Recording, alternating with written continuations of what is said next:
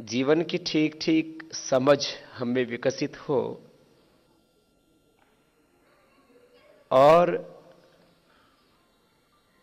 उस समझ को हम दूसरों तक संप्रेषित कर सके। हमारे ऋषियों का जीवन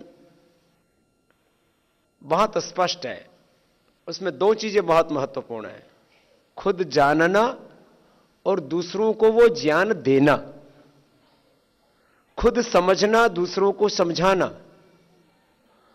खुद अहिंसा, सत्य से ब्रह्मचर्य, अपरिग्रह, शौच, संतोष, तपस्वाध्याय, ईश्वर प्रणिधान आदि जीवन के जो शाश्वत नियम है उनका पालन करना और औरों से करवाना।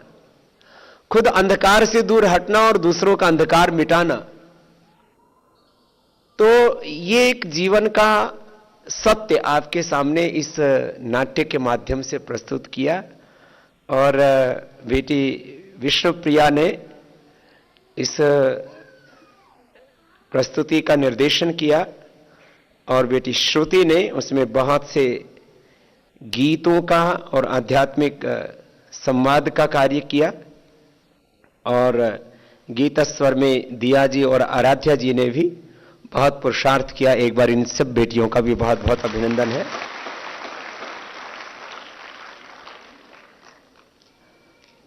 जब वैदेही की मां विलाप कर रही थी तो मैं देख रहा था बहुतों के भी सूसू हो रही थी, नाक से आंख से पानी बह रहा था।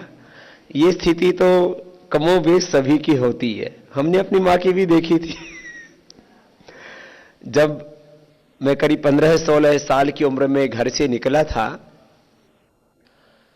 तब कई दिनों तक, जब तक मैं दोबारा घर नहीं पहुंच गया था, खोज लिया गया था। खोज क्या लिया गया था? हमारे गुरुजी ने हमारी शिकायत लगा दी थी।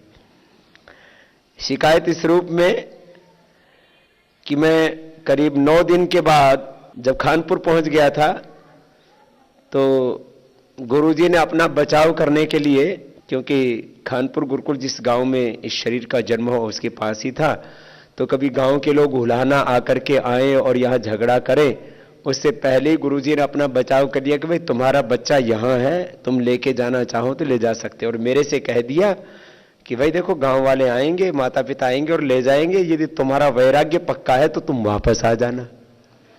दोनों काम कर दिए गुरुजी ने। अच्छा, हमको एक बात आपको हृदय की कहना चाहता हूं, कभी मोह क्या है ये पता ही नहीं था। तो जो मैं ये देख रहा था, तो आज तो मेरी भी आंखें नम हो गई थी, लेकिन उस समय जब मैंने अपनी मां को बहुत बिलखते देखा था और पूरा उसका आंचल भीना हो गया था पसीने से, मेरे को रत्ती भर भी असर नहीं हुआ कि मां की क्या हालत हो रही है। जब मैं 9 दिन के बाद गया तो ये वैदेही की मां को तो वो नकली गुड़िया मिली हुई थी।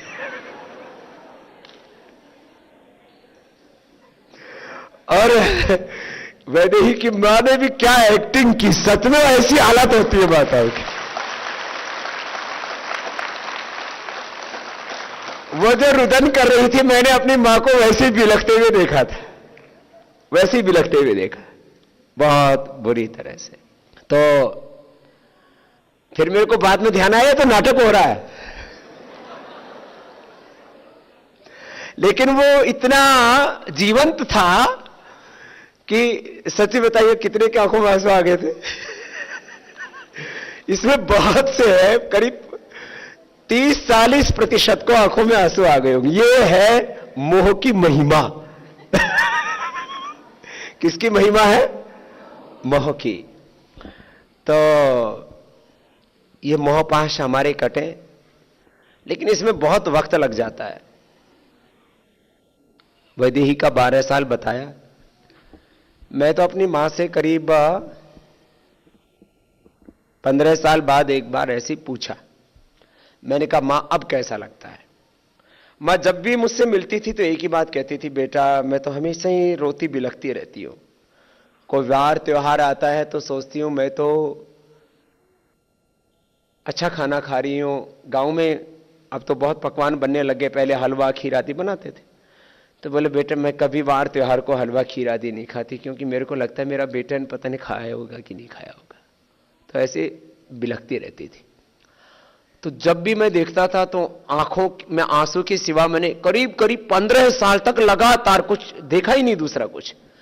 तो मैंने एक दिन ऐसे ही पूछा, मैंने कहा, और जब मैंने संन्यास लिया तो मां बेहोश हो गई, एकदम सच्ची बात बता रहा हूं, बेहोश हो गई। तो मैंने करीब 15 साल बाद मां से पूछा, तब पतंजलि योगपीठ बन चुका था। मैंने कहा मां अब बता, मैं सही था या तू सही थी? तो बोली बेटा हम तो अनपढ़ आदमी, हमको तो ज्यादा नहीं पता, लेकिन बेटा तूने तो हमको तार दिया। तू तो हमारे घर में भगवान बन के आया है। तो इन माताओं में मोह भी होता है, और फिर जब ये सत्य को अपने आंखों से देखती है तो अनुभव भी करती है। इसमें पढ़े लिखे होना या अनपढ़ होना कोई मायने नहीं रखता है। तो मुझे लगता है आज वैदेही का ये देख करके पूरा प्रस्तुति, हमारी माताओं का मोह पास थोड़ा कम होगा। ताली तो उधर से बज रही है, इनकी नहीं बज रही अभी भी। तो देखो, आपको मैंने सुबह एक बात कही थी ना, आप अपने बच्चों के जीवन में दो चीजें नहीं देखना चाहते हैं। एक तो उनके जीवन में अभाव नहीं देखना चाहते हैं, और एक दुख नहीं देखना चाहते। दुख से ही अभाव का जन्म होता है, अभाव से दुख का जन्म होता है, ज्ञान से दुख का जन्म होता है। तो क्योंकि ये ज्ञान शब्द तो बहुत बड़ा है ना, इसको समझ नहीं पाते आप।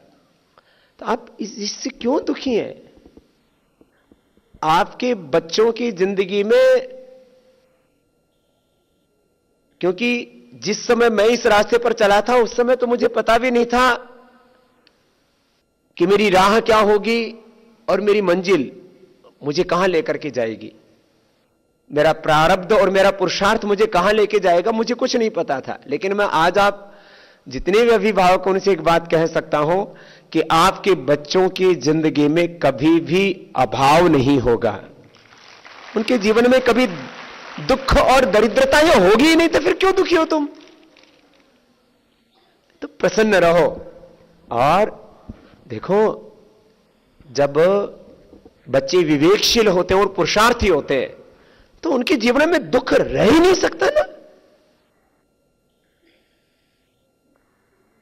इतना तो तुम्हें भरोसा होना ही चाहिए, मैं तुम्हारे सामने खड़ा हूं।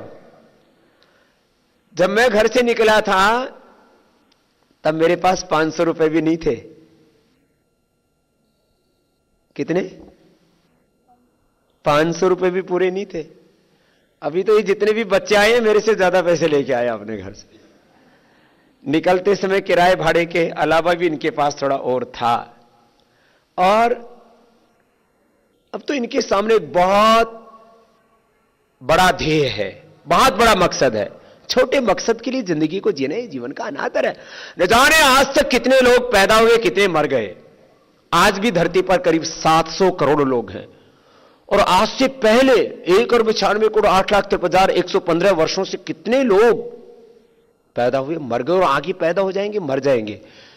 लेकिन ये जो बच्चे गुरुकुल में पढ़ रहे हैं, ये कुछ ऐसा करके जाएंगे जिससे कि अपने कार्यों से अमर हो जाएंगे।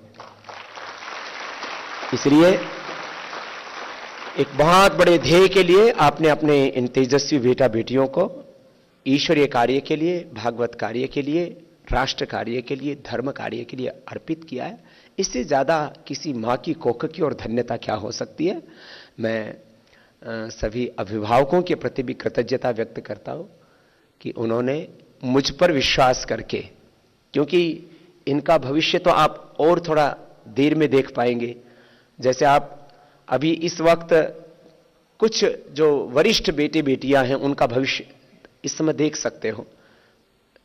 जो हमारी विदुषी बेटी आचार्य सविता जी हैं उनको आप देख सकती हो, बहन सुमन जी को देख सकती हो। ऐसे ही जो वरिष्ठ भाई हैं इस समय उनके भविष्य को आप थोड़ा अंदाज़ा लगा सकते हो। अभी ये जो भारद्वाज आदि बच्चे जो यहाँ पर अभी पहले भी ये कुछ ग्रेजुएट कुछ पोस्ट ग्रेजुएशन करके आए हैं, तो उनको देख सकते हो। लेकिन इतना भाई कि थोड़ा सा धीरज रखिए, क्योंकि हमने इन बच्चों को एक बहुत जिम्मेदारी के साथ यहाँ पर तैयार किया और तैयार करेंगे। और मैं आपको बस इतना ही कह करके अपनी बात को आज पूरी करूंगा कि ये बच्चे वो बनेंगे जिससे कि आप ही को नहीं, इस पूरे राष्ट्र को और पूरी मानवता को इन पर गौरव होगा।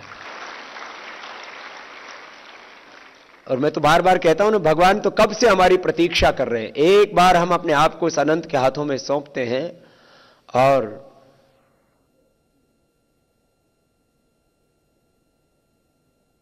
ईश्वर तम अनुगृहणाति अभिध्यान मात्रेण, भगवान तो हम पर अनुग्रह करने के लिए सदा ही तत्पर है। आज प्रभात से ही सबको बहुत आशीर्वाद मिले हैं श्रद्धेय गुरुदेव के, हमारे वरिष्ठ भ्राताश्री श्रद्धेय आचार्य श्री ज्ञानेश्वर जी के और श्रद्धेय आचार्य श्री सत्यजीत जी के भी दर्शन मिले हैं। उनका भी मार्गदर्शन कल सबको थोड़ी देर के लिए जरूर मिलेगा। मैं एक बार पुनः इन सब बेटियों का और आप सब अभिभावकों का और सब ब्रह्मचारियों का अभिनंदन करता हूं।